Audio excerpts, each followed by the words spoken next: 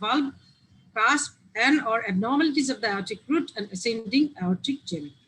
So degenerative type, cuspid and bicuspid aortic regurgitation are the most common etiologies in Western countries, accounting for approximately 2/3 of the underlying etiology of aortic regurgitation in the Euro-Heart Survey on valvular heart disease.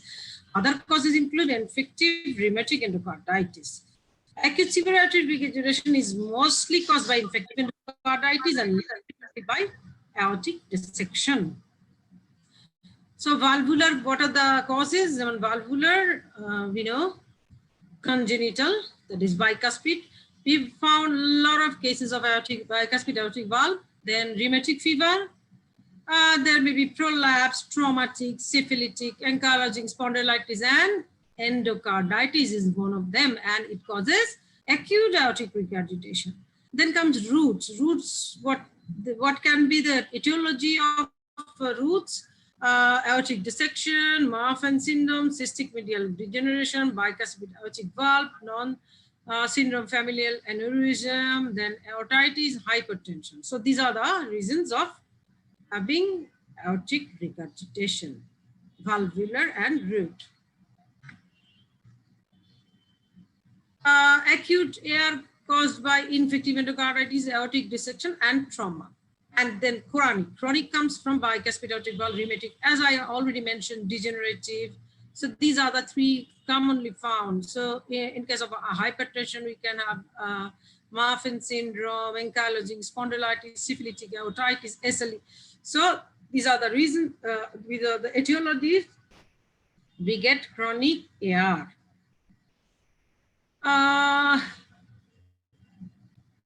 So this is the hemodynamics. In case of acute AR, the LV is unadaptive. Mane tar kono volume overload hoy nai, hotat kore suddenly increase in LV and diastolic volume and diastolic pressure, then premature closure of the mitral valve, increased LF pressure, pulmonary edema. So this is the causes of acute AR causing pulmonary edema. And what about the chronic AR? Slowly there will be volume overload, then increase. That is why there will be increased stroke volume, then compensatory dilatations of LV and then LVH, normal cardiac output plus ejection fraction normal, decreased. Following that, there will be decreased contractile state of LV, then decreased cardiac output of ejection fraction will be lowered. So presentation, history, approximately 3/4 of pure predominant AR are found in men. Acute AR, cardiogenic shock and pulmonary edema, it may be found in acute AR. And chronic AR, long latent period. And there would be palpitation, especially lying down, exertional dyspnea. And the first symptom of diminished cardiac reserve is the exertional dyspnea. They may complain of orthopnea, PNDs, exudative diaphoresis, angina, nocturnal angina, then systemic fluid accumulation, that's congestive hepatomegaly and pulmonary edema. And the physical signs. So this is the most important thing that you will face in your written, then and especially when you face the clinical short case and long case. So you all know these things. These are you have been taught these kinds of things since you were very young, and but still it goes on. Eta tomar cardiology to lagbe, sob kichu te lagbe. Ei jinishta choltei thakbe tomar sara Jibon. So what we get in physical finding, it is very important. You will be asked frequently about these in long case and short case. So these are the Crooningen's pulse. So water hammer pulse, then Quicken's pulse, alternate flushing and paling of the skin at the root of the nail where pressure applied to the tip of the nail. Trabus sign, pistols of sound over the femoral artery. Dorodis sign, to and from murmur of the femoral artery. Then widen pulse pressure. So this widening is less in acute AR. So in case of acute AR, sorry, in case of chronic air, the patient come to you and you'll find sometimes you'll find only the widen pulse and high volume pulse. So if you want to see the water hammer pulse, so what you have to do, you just put your thumb on the patient's wrist and then pull it up. So before that, what you have to do, you have to ask, তার আগে তোমাকে কি করতে হবে, জিজ্ঞেস করতে হবে পেশেন্টকে, ভাই আপনার কি ভাই বা বোন যাই বল, আপনার কি হাতে কোনো ব্যথা আছে? যদি তার শোল্ডারে কোনো ব্যথা থাকে বা এরকম কোনো হাত ভাঙা থাকে, তাহলে কিন্তু তুমি ঝটকা মেরে তুলতে পারবা না। এই জন্য এটা ফার্স্ট ওয়াটার হ্যামার দেখার আগে ওই পরীক্ষার সময় কিন্তু মাথা খারাপ থাকে, তখন ভিতরে জিজ্ঞেস করা হয় না। সুতরাং ইউ হ্যাভ টু প্র্যাকটিস ইট, যে ধরে বলতে হবে যে ভাই আপনার হাতে কোনো ব্যথা আছে? যদি বলে না, তখন তুমি আস্তে আস্তে করে উপরের দিকে তুললে হাতের মধ্যে, পামের মধ্যে you will find the hot water hammer. Now, chest auscultation. In case of aortic regurgitation, initially you might not find the apex shifted, but slowly it will shift downwards and laterally. It might be if there is a left ventricular hypertrophy, you'll get a heaving type of pulse. Otherwise, you'll get a slow and non-sustained pulse.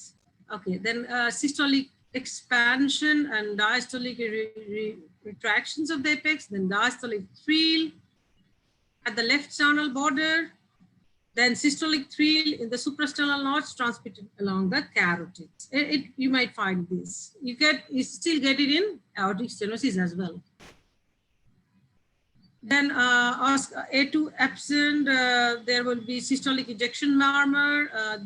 Then if there is a bicuspid aortic valve, then occasionally S4, then diastolic murmur is the commonly you get this in aortic regurgitation, that is high pitch blowing, decrease and you get in the third intercostal space, not in the aortic area, but third left intercostal space.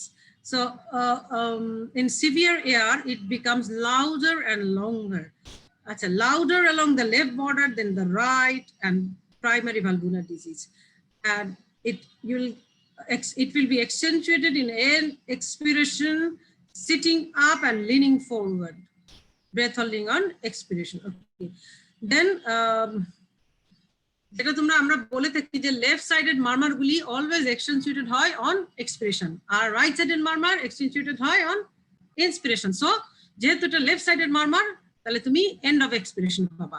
কিন্তু এটা better hard করবা কেমনে, এইটুকু না করলে কিন্তু তোমাকে examiner ছাড়বে না। সেটা হচ্ছে কি, সিটিং পজিশনে থাকতে হবে। আগে তুমি শুনে নিবা, তোমার যখন সন্দেহ হবে এটা অ্যাওর্টিক রিগার্জিটেশন, তাহলে তোমাকে এই ম্যানুভারটা করতে হবে। কি করতে হবে, পেশেন্টকে বলতে হবে বসো, তারপর সামনের দিকে একটু ঝুঁকবে, হ্যাঁ, leaning forward and breath hold করতে বলা হবে আফটার এক্সপিরেশন, নিঃশ্বাস ছেড়ে বন্ধ করে দিতে হবে। এইটুকু জিনিস তোমাকে বলতে হবে, আর এক্সামিনার এসে শুনতে হবে।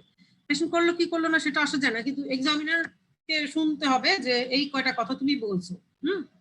শুয়ে শুয়ে অ্যাওর্টিক রিগার্জিটেশন মারমার যদি বলো তাহলে ফেল।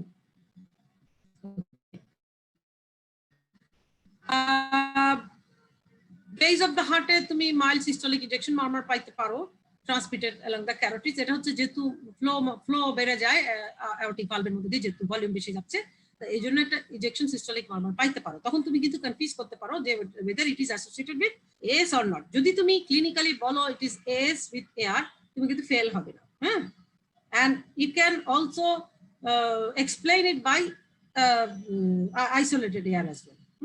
আচ্ছা, দেন অস্টিন ফ্লিন মারমার, এগুলি স্যারদের খুব পছন্দ। এটা কি, এটা সিভিয়ার এয়ারে পাওয়া যায় কোথায়, একটা এটা just mid diastolic murmur, mid to late diastolic murmur পাবা, এটা মাইট্রাল এরিয়াতে পাবা।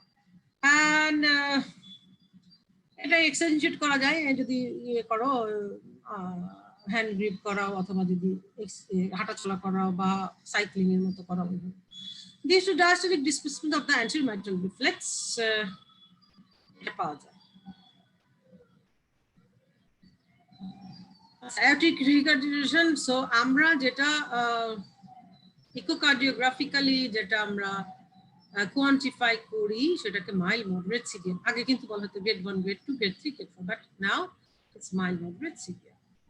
So mild aortic regurgitation at least যদি ফলো আপ করতে চাও তাহলে ইয়ারলি ফলো আপ করবা 2 to 3 ইয়ারলি করা যেতে পারে, moderate yearly every 1 to 2 year, and severely as early as normal LV size হলে yearly আর যদি LV size বেড়ে যায় 6 months. So this is the follow-up protocol. These are the natural history. এটা বলা হয় যে এটা একটা যে মানে progression of symptom to LV dysfunction less than 6% per year, progression to asymptomatic LV dysfunction less than 3.5% per year, sudden death less than 0.2% per year. এটা asymptomatic with normal LV systolic function, কিন্তু যদি পেশেন্টের LV dysfunction থাকে asymptomatic হলেও তার কিন্তু বেড়ে যায় ডেথ রেট 25% হয়ে গেল, দেখো less than 6 থেকে 25%, আর symptomatic person হলে more than 10% per year, এগুলো হচ্ছে mortality. এখন এইটা হচ্ছে কি this is the guideline. So তোমরা যেহেতু এমডি তোমাদের তো গাইডলাইন ছাড়া চলবে না, তো you have to go through the guideline. So newer guidelines they have classified in a very I must say this আসলে এত মানে ইয়ে না মানে ইজি করে না, but they made it a bit complicated way. যেমন at risk the patient with risk factors of development of valvular heart disease, then comes the progressive key patients with progressive valvular heart disease, mild to moderate severity and asymptomatic. Then comes the severe. So severe they have divided into C, D. So this is at risk. A, B হচ্ছে progressive কিন্তু mild to moderate কিন্তু তার symptom নাই, কিন্তু তারপরে হচ্ছে severe. সিভিয়ারের দুটো ইয়ে করছে সি আর ডি, সিভিয়ারের একটা করছে অ্যাসিম্পটোমেটিক আর সিভিয়ার, আর একটা করছে সিভিয়ার সিম্পটমেটিক। সো এগুলিকে যে আবার C1 C2 করছে। হ্যাঁ, C1 এ হচ্ছে রাইট আর লেফট ভেন্ট্রিকুলার ইভেন্ট কম্পেনসেটেড, কিন্তু লেফট যখন left and right ventricular decompensated হয়ে যায় তখন C2। So this is the asymptomatic severe classification. So A, B, C, D. ECG, what you will get in ECG now comes investigations. So first investigation you will do to a cardiac patient you think of or you suspect this is a case of valvular disease, the first investigation always mention ECG.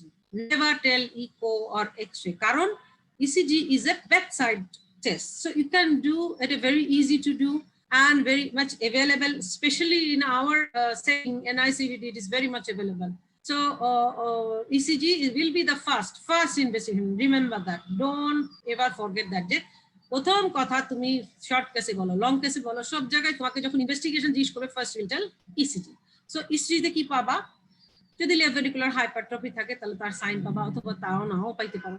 আচ্ছা, তারপর হলো LV strain পাইতে পারো যদি ইয়ে হয় hypertrophy থাকে। তারপর LVH, spite of severe errors, a small percentage of patients. Then normal থাকতে পারে, conduction abnormalities থাকতে পারে, AV block, RBBB, LVBB with or without excess deviation. And prolonged prayer interval in ankylosing spondylitis and atrial fibrillation, presence of mitral valvular disease or heart failure. তো এখানে একটা ECG দেওয়া হয়েছে, দেখো একজন বলো তো কি কি পাওয়া গেল কিছু এখানে? দেখো দেখো পাইছো? Madam, LVH with strain pattern. LVH with strain pattern, madam. Madam, LVH strain আছে। এখন X-ray, X-ray কি X-ray তে অ্যাকিউট এয়ারে কিছু পাওয়া যায় না, নরমাল সাইড কার্ডিয়াক থাকবে, কিন্তু ফিচার পালমোনারি এডিমা থাকবে।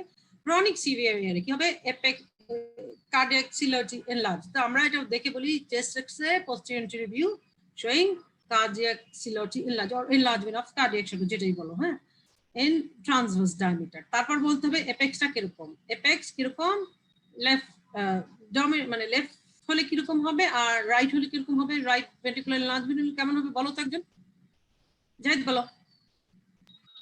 It is left ventricular enlargement. What do you get? It's very easy. এটা জীবনে প্রথম থেকে শুরু করছো, MBBS থেকে। হ্যাঁ বলো।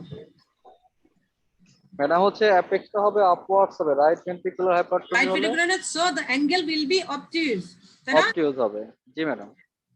আচ্ছা, আর এমনি নরমালি যেটা এখানে আমরা লেফট ভেন্ট্রিকুলার টাইপ পাবো, এটা কিন্তু একদম বড় থাকবে, একদম মিশে যাবে না এটা এপেক্সটা, এখানে কোনো গ্যাপ থাকবে না ওটার মধ্যে যে হবে ম্যাডাম, সেটা একই অ্যাঙ্গুলার। হ্যাঁ, একটু দেখেন।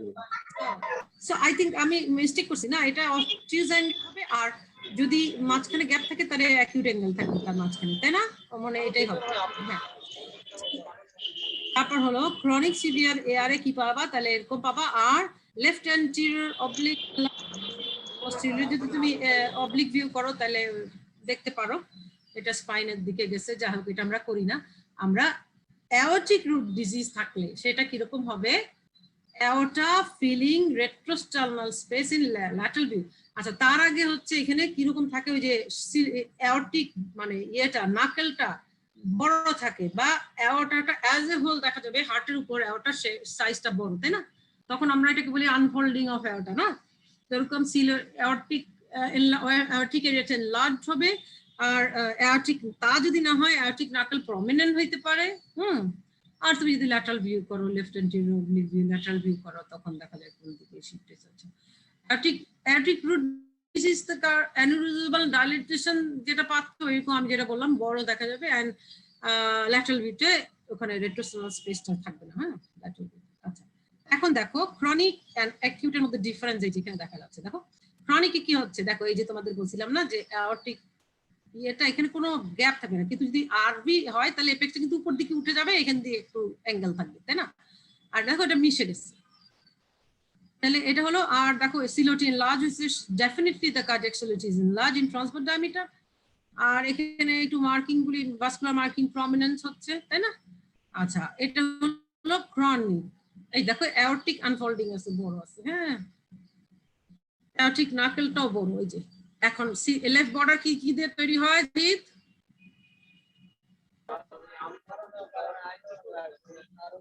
লেফট বর্ডার প্রথমে অ্যাওর্টিক নাকেল, পালমোনারি কোনাস, তারপর left atrium, left ventricle. So এখানে দেখো কোনটা কোনাস কিন্তু ভিতরে ঢুকানো, পালমোনারি কোনাস, তাই না? বেটা কিন্তু দেখো অ্যাওর্টিক নাকেলটা প্রমিনেন্ট, তাই না? আর অ্যাওর্টা দেখো এখানে বড় আনফোল্ডিং, দেখো এই যে দেখা যাচ্ছে সিলোটি দেখা যাচ্ছে, কার্ডিয়াক এর মধ্যে আবার অ্যাওর্টাটা বড় আছে, না? আর এখানে ভাস্কুলার মার্জিন প্রমিনেন্স আছে। এইটা দেখো, এটা কিন্তু এলবি সাইজটা নরমাল, না? কিন্তু দেখো features of pulmonary oedema. So what are the features of pulmonary oedema, Zahid? Madam বুঝতে পারি নাই ম্যাডাম, আমি একটু রাস্তায় তো ম্যাডাম। আরেকজন বলো, anyone else, what are the feature of pulmonary edema in X-ray?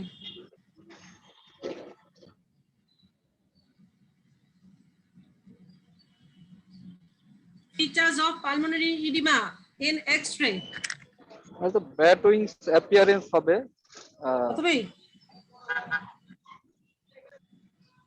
Upper lobe diversion হবে, যদি ভালভুলার ডিজিজ থাকে আপার লোব ডাইভারশন হতে পারে, ব্যাট সুইং অ্যাপিয়ারেন্স মানে ফ্র্যাঙ্ক, না?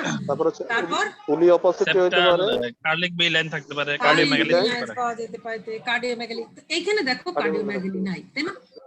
এখানে দেখো আরে ব্যাট সুইং অ্যাপিয়ারেন্স আছে, না?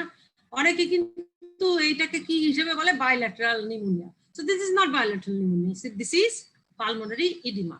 আচ্ছা, এখন আমাদের জন্য কিন্তু এক্স-রে এই কোভিড এরাতে ইটস ভেরি ভেরি ইম্পর্টেন্ট। কেন? একটা পেশেন্ট শ্বাসকষ্ট নিয়ে আসলো, so you can differentiate whether it is due to pulmonary oedema or not. এখন ইকো তো তোমার করতে হলে অনেক সমস্যা, তাই না? তাহলে তোমাকে এক্স-রে কিন্তু will give you many of the information, like you get pulmonary edema in acute left ventricular failure or heart failure. আর যদি তোমার হয় তোমার কোভিড হয়, so you get the homogenous opacification, তাই না? হোমোজেনাস opacities পাওয়া যায় বাইল্যাটারাল, তারপরে পাওয়া যেতে পারে, নিউমোনিয়া পাওয়া যেতে পারে, তাই না? অনেক কিছু পাওয়া যেতে পারে। So it is a very important test in this regard. তারপর আসলো eco. So this is the diagnostic টুল। তো একটা দিয়ে যদি তুমি বলো কিভাবে ডায়াগনোসিস করবা, সেটা হলো গিয়ে ইকো। এনিওয়ান যদি বলা হয়, anyone in one investigation that you confirm the diagnosis of error, So that will be echo. So echo, we get the diagnosis of the disease. Information, what are the information we get? So we get diagnosis of disease, severity of the disease, etiology of the disease, and associated condition, treatment plan. So you get lot of information from this echo. So echo te ki ase tumra jano je 2D mode, the 2D mode kori color doppler kori. তো আমরা কি করি, যেমন aetiology পাচ্ছি, AB morphology দেখতেছো, aortic annulus বড় না ছোট, তারপর দেখতেছো অ্যাওরটিক রুট, তারপর ইনডাইরেক্ট সাইনস অফ এয়ার, আর হলো ডপলার। ডপলারে কি পাচ্ছ, ইনডাইরেক্ট সাইনস অফ এয়ার কি, LV will be dilated. So there will be LV dilatation, LV IDD will be dilated, but you won't find any of the regional wall motion abnormalities. এটা কিন্তু অনেক ভুল হয়। আমাদের একটা পেশেন্ট যেমন আমরা করতে দিচ্ছি, ওর বড় এলবিটা বড়, আমি ছবি দেখতেছি এলবি বড়, হ্যাঁ, কিন্তু তার কোনো রিজিওনাল ওয়াল মোশন লেখে নাই, কিন্তু তার ইজেকশন ফ্র্যাকশন একটু কম আসছে। তো এখন এই ক্ষেত্রে আমরা কি চিন্তা করবো, ডিসিএম বা আইসিএম, তাই না? কিন্তু মানে মোটামুটি একটা ওয়াল, কিন্তু ডিসিএম আইসিএম এর মধ্যে ডিফারেন্স কি, যে ডিসিএম এর মধ্যে তুমি কিন্তু গ্লোবাল একটা হাইপোকাইনেসিয়া পাবা, হ্যাঁ, অথবা একাইনেসিয়া অল্প মুভ করতেছে, হ্যাঁ। আর আইসিএম এর ক্ষেত্রে কিন্তু একটা ওয়াল মোশন চিকন হয়ে যায়, দেখবা যে ওয়ালটা তোমার স্কার্ড ওর যেটা নেক্রোসিস এমআই হচ্ছে যে ওয়ালটা, সেটা থিন ইকোজেনিক হয়ে যায়, তাই না? তো এই ক্ষেত্রে আমরা আইসিএম যখন চিন্তা করি তখন কিন্তু ওই ওয়াল মোশন ওয়ালগুলির দিকে তাকাইতে হবে।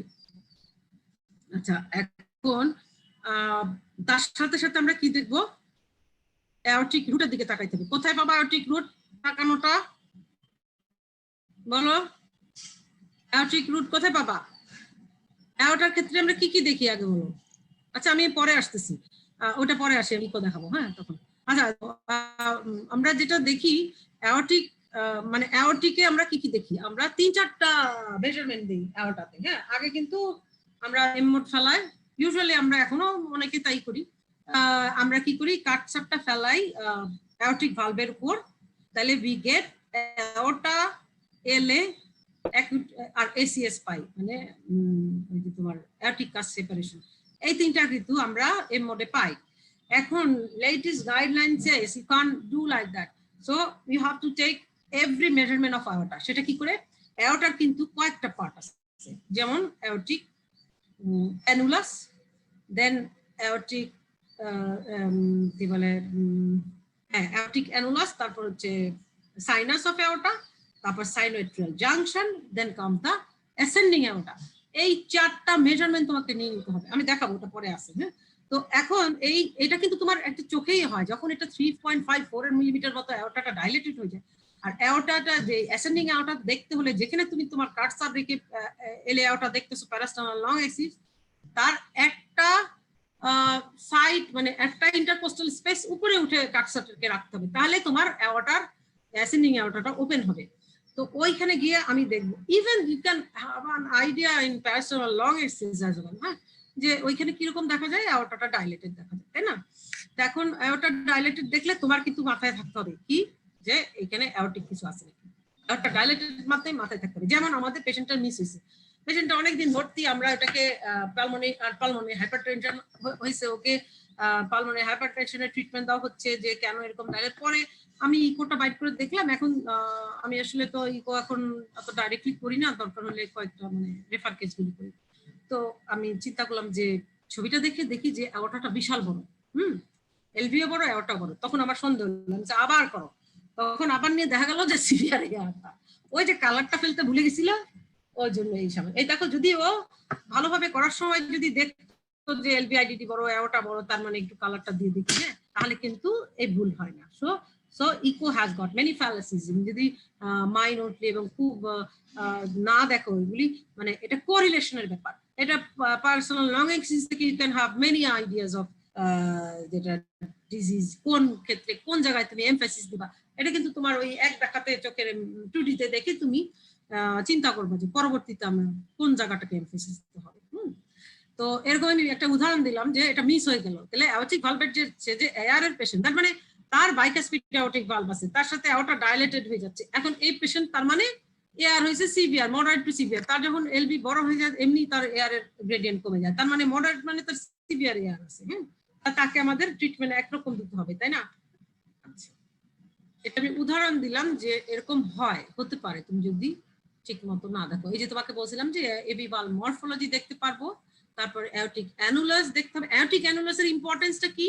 অ্যাওরটিক অ্যানুলাসের ইম্পর্টেন্স হচ্ছে এটা দিয়ে কিন্তু অ্যাওরটিক ভালভ তুমি যে সার্জনের কাছে পাঠাবা সে কিন্তু ওই অনুযায়ী তার ভালভ নির্ধারণ করবে, যে তুমি যে অ্যানুলাসের মাপ দিবা ওই রকম কাছাকাছি ও ভালভ দিবে। কারণ ভালভ তো বিভিন্ন মাপের আছে, মানে আমি বলছি মেকানিক্যাল ভালভ বলো, টিস্যু ভালভ বলো। হ্যাঁ, যে যখন এভিআর এর জন্য পাঠাবা তখন কিন্তু অ্যানুলাসের সাইজটা ভেরি ভেরি ইম্পর্টেন্ট। হ্যাঁ, আচ্ছা, অ্যাওরটিক রুট ইনডাইরেক্ট। অ্যাওরটিক রুটের ইম্পর্টেন্সটা কি? অ্যাওরটিক রুট যদি বড় হয় তাহলে কিন্তু ওই এভিআর করা যাবে না, অ্যাওরটিক ভালভ রিপ্লেসমেন্ট করা যাবে না। হ্যাঁ, তখন কিন্তু ওই অ্যাওরটিক রুট সহ বদলাইতে হবে। ঠিক আছে? আচ্ছা, তারপর হলো ইনডাইরেক্ট সাইন্স অফ এয়ার কি? সেটা হলো এলভিআইডিডি ডাইলেটেড থাকবে, অ্যাওরটিক, তারপর এগুলো হচ্ছে কি ইনডাইরেক্ট সাইন্স। আর আরেকটা কি? ফ্লাটারিং অফ এএমএল, এটা তোমরা দেখবা, this are the indirect signs. তারপর কি? Doppler, colour flow, vena contracta, jet with at origin measure করি। এটা আমি আসতেছি, দেখো। সো দিস ইজ, তোমরা, আমি জানি না তোমরা কতটুকু ইকো দেখছো, জাহিদ তো ইকোতে ডিউটি করছো পারে, কিন্তু তোমরা অনেকে নতুন আছো। এটা this is the first view we see in adult eco.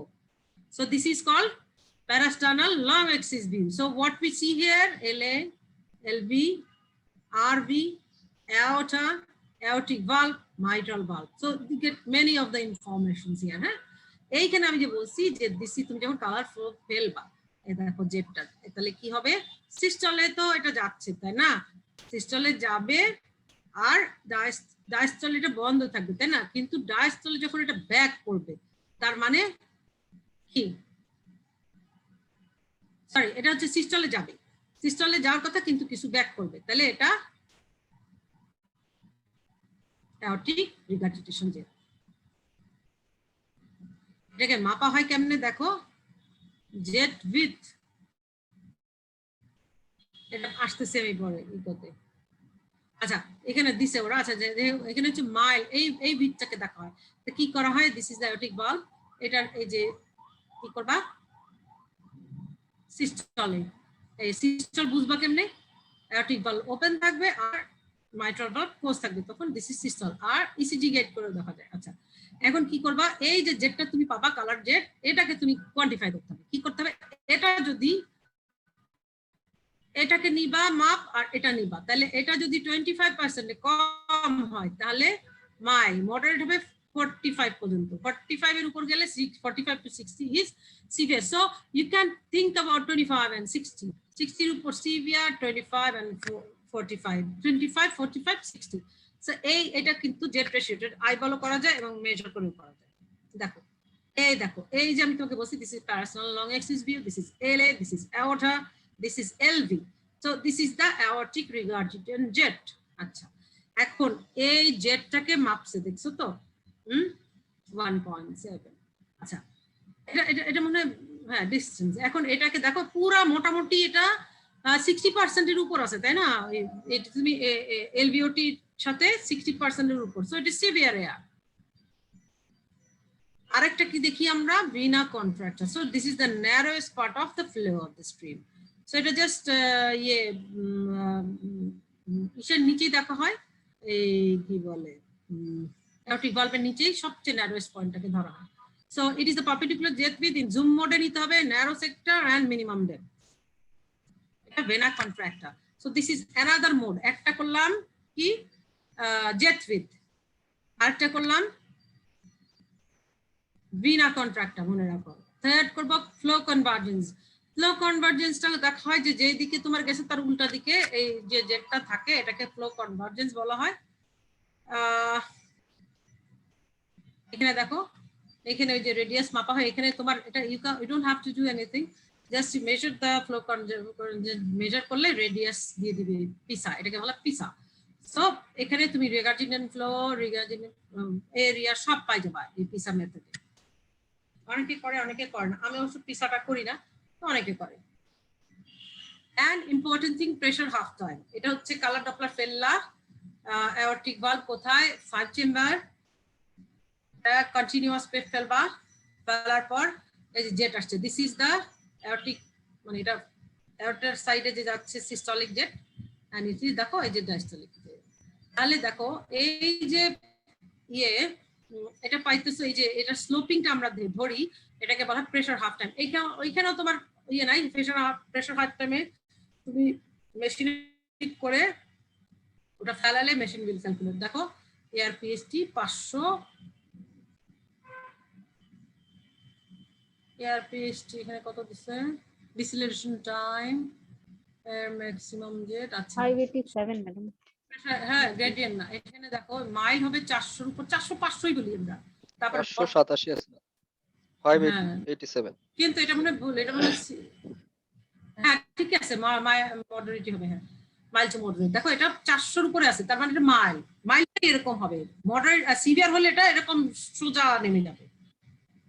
তাহলে সিভিয়ার 200 এর নিচে, হ্যাঁ মডারেট 200 থেকে 400, 400 বলে 500 বলে কোথাও। আরেকটা ইম্পর্টেন্ট ছিল ফ্লো রিভার্সাল। এটা কিন্তু যদি বলো যে HbA1c অফ AR হচ্ছে গিয়ে এটা ফ্লো কনভার্জেন্স, হ্যাঁ এদিকে সিভিয়ারিটি বোঝা যায়। এটা কিভাবে নিবা, এটা দুই ভাবে নেওয়া যায়। একটা হচ্ছে প্যারাস্টার্নাল, এই যে এখানে সুপ্রাস্টার্নাল এরিয়াতে, এই যে দেখো সুপ্রাস্টার্নাল এরিয়া ধরছে, ওখানে তোমার অ্যাসেন্ডিং এওরটা, ডিসেন্ডিং এওরটা সব আসতেছে, এটা একটা। আর তার উপর কি ফেলবা, কন্টিনিউয়াস পেট ফেলতেছে, তাই না? কন্টিনিউয়াস আমরা দেখতেছি। এখন এইটা হচ্ছে এইখানে তোমার সিস্টোলিক ফ্লোটা নিচের দিকে, এই যে ডায়াস্টোলিক ফ্লো আসতেছে। এই দেখো এখানে এটা সিভিয়ার, কেমনে বুঝলা? এই দেখো সিস্টোলিক ফ্লো আর এটা ডায়াস্টোলিক, দেখো পুরা এটা হলো ডায়াস্টোলিক রিভার্সাল, মানে পুরা ডায়াস্টল জুড়ে আছে। So it indicates the severity of AR, হলো ডায়াস্টোলিক রিভার্সাল। সো সিভিয়ারিটি বুঝবা কেমনে?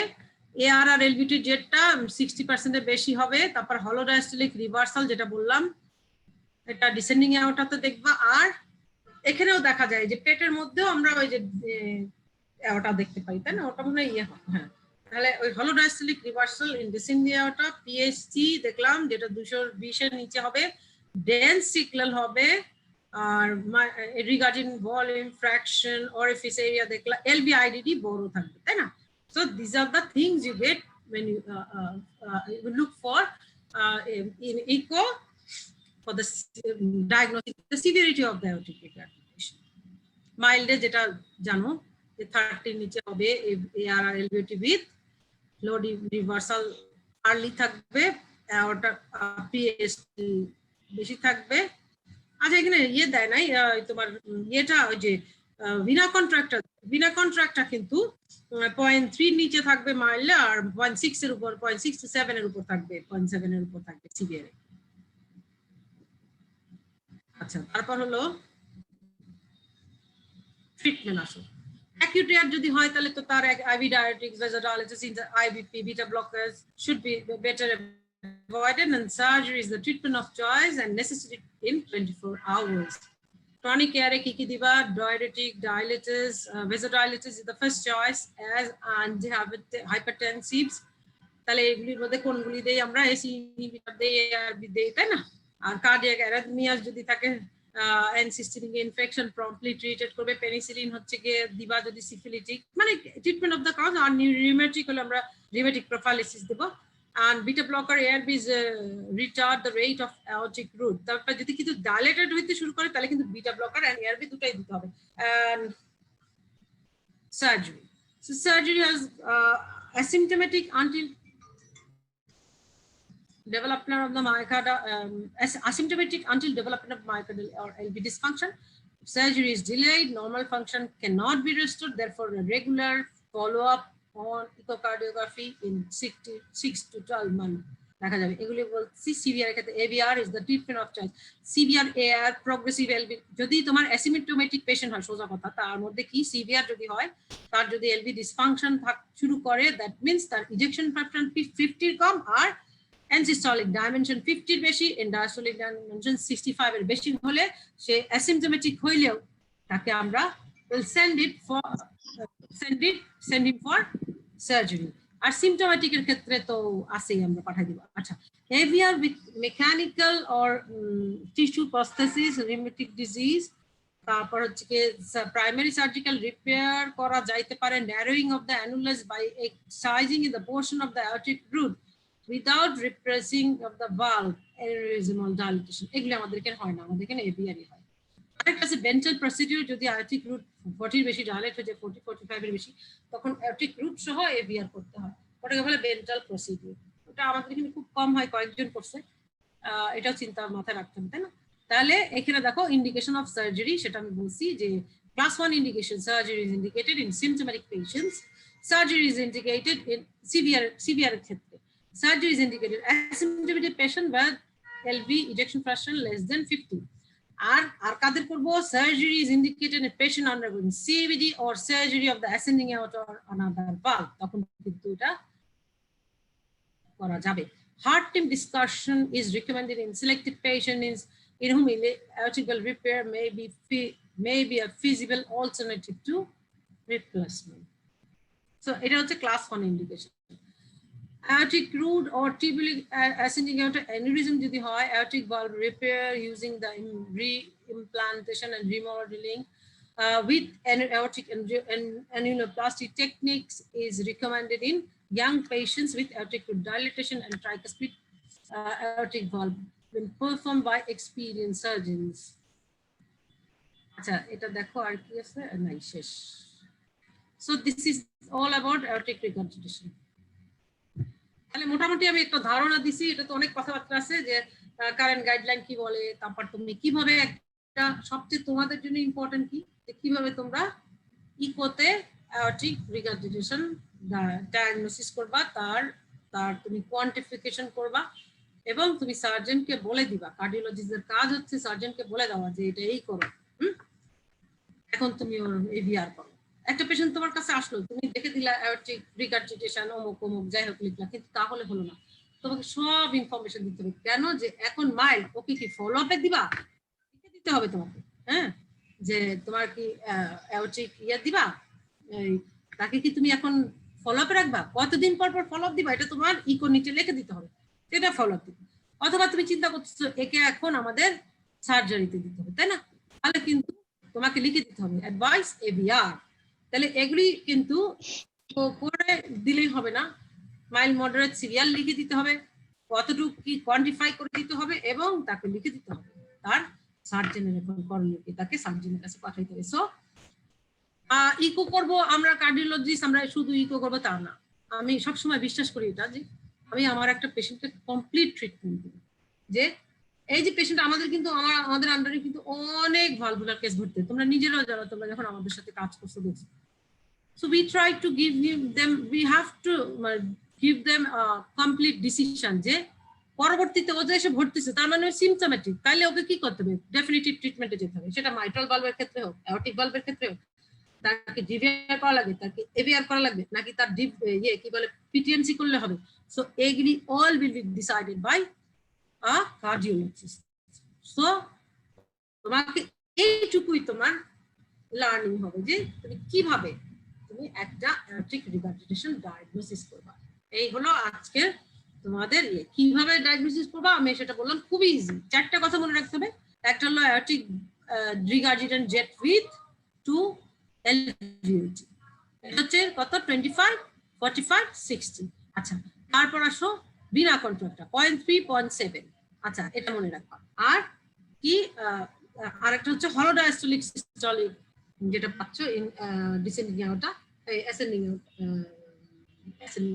ascending না তো descending aorta. So that is also a hallmark of severe AR আর হলো PHT। সো এই কটা জিনিসই করো। পিসা অনেকে করে, পিসা যে করতে পারবা করবা, যার ভালো লাগবে সে শিখবা সে করবা। So this are the thing. কারণ কি প্রত্যেকটা জিনিস তোমাকে এক একটার সাথে একটা মিলবে না অনেক সময়। সো তোমাকে একটা বারবার 2-3 বার করে এটাকে ঠিক করে একটা diagnosis is much more diagnosis is easier than AS এর অনেক ভ্যারাইটিস আছে, তাই না? এবং তার ট্রিটমেন্ট মোডালিটিও একটু কঠিন আছে। ঠিক আছে, আপাতত বলো, কিছু বলবা? কিছু? Thank you madam. মানে এআর এর ইন্ডিকেশন অফ সার্জারি তো অনেক কমপ্লিকেটেড ছিল, আজকে লেকচারের পর বিষয়টা অনেক সহজ হয়ে গেল। মানে একটা প্রশ্ন ছিল যে ম্যাডাম, পরীক্ষাতে মাঝে মাঝে এই অ্যাওর্টিক সাইনাস রিপেয়ার বা অ্যানিউলোপ্লাস্টি নিয়ে একটা প্রশ্ন থাকে ম্যাডাম, এইটা কি ম্যাডাম আমি একটু আসলে বলবেন? তোমাদের জন্য প্রিপেয়ার করিনি। অ্যানোপ্লাস্টি তো আমাদের কাজ না। ওই যে এখানে বলছে তো যে এই যে দেখো তোমার এখানে লেখা আছে অ্যানোপ্লাস্টি। লাস্টে একটা স্লাইড ম্যাডাম মধ্যে দেখা হ্যাঁ যায়। হ্যাঁ, ওইখানে অ্যানোপ্লাস্টি যাদের অ্যাওর্টিক রুট ডাইলেটেড থাকবে, তুমি যদি ভেন্ট্রাল করতে না পারো তাহলে অ্যানোপ্লাস্টি করে দিতে পারো। তাহলে কি হয়, ওই ক্ষেত্রে তোমার এয়ারটা ওই যে যদি তোমার যেসব কারণে তোমার রিং ডাইলেটেশনের কারণে আচ্ছা আচ্ছা এয়ার হয়, তুমি যদি অ্যানোপ্লাস্টি করতে পারো তাহলে কিন্তু ভালভ অনেক সময় রিপেয়ার, ওইটাই তোমার হার্ট টিম অ্যাপ্রোচ লাগবে। আচ্ছা আচ্ছা, জি ম্যাডাম। এই যে aortic valve repair using the implementation or remodeling of the aortic annuloplasty. It is recommended in young patients in aortic root dilatation and tricuspid aortic valve when performed by experienced surgeon. এটা সব জায়গায় হয় না, এটা মনে রাখতে হবে, সব সেন্টারে হয় না। আর মারফেন সিনড্রোমের ক্ষেত্রে এটা বলি নাই, 50 মিলিমিটারের উপর যদি aortic root dilated হয় তাহলে কিন্তু তোমাদের এই যে তখন কিন্তু ভেন্ট্রাল করতে হবে, এটা কিন্তু শুধু এভিআর করলে হবে। আর এখন এই ক্ষেত্রে কিন্তু তোমরা ওই যে আমরা যেটা ট্যাভার করি ওটা কিন্তু এআর এর ক্ষেত্রে এখনো রিকমেন্ডেশন আসে না, তাই না?